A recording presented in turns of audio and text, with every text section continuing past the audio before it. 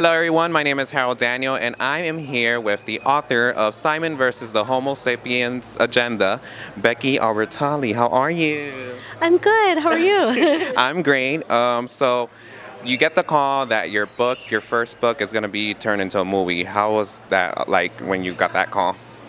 It was it was a more drawn out, Yeah. multi-step process than I ever expected. And from the beginning, I'd kind of been told by my team to manage my expectations. A lot of projects die in development.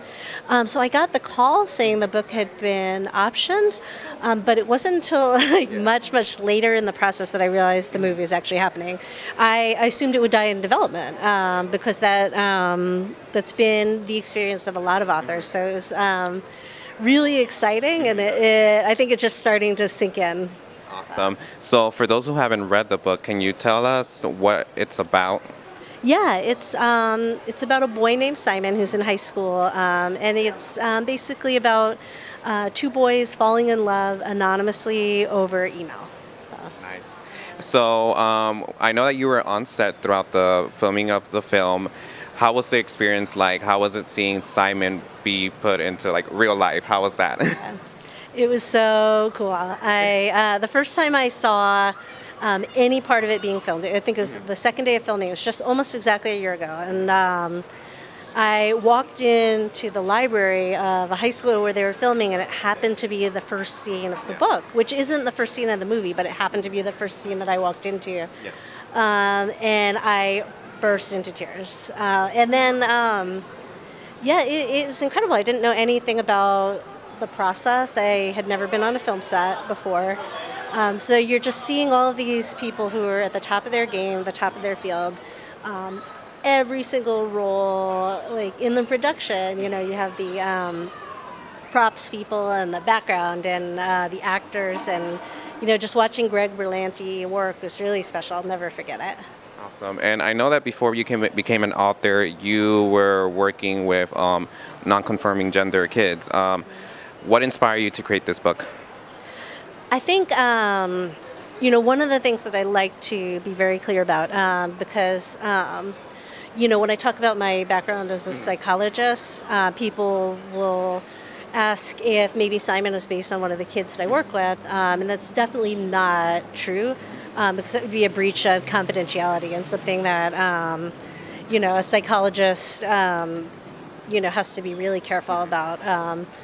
Guarding the information, anything that's confidential and shared in sessions. So I would say, as a part of my work as a psychologist, I got a general sense of some of the issues that the community was grappling with around 2013 when I wrote the book. Yeah.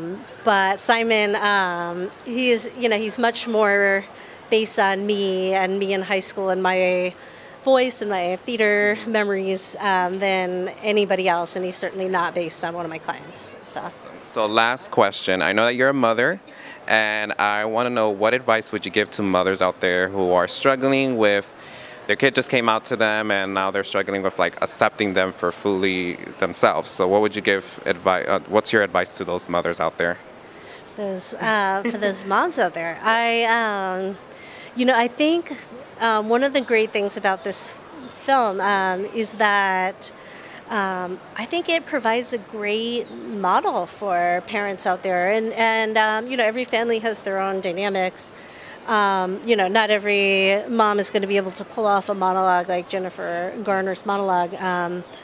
But I think one of my hopes for this film is that it can kind of give families some of that language to talk about this, and like Simon says in the movie, and I think this is very true to the book.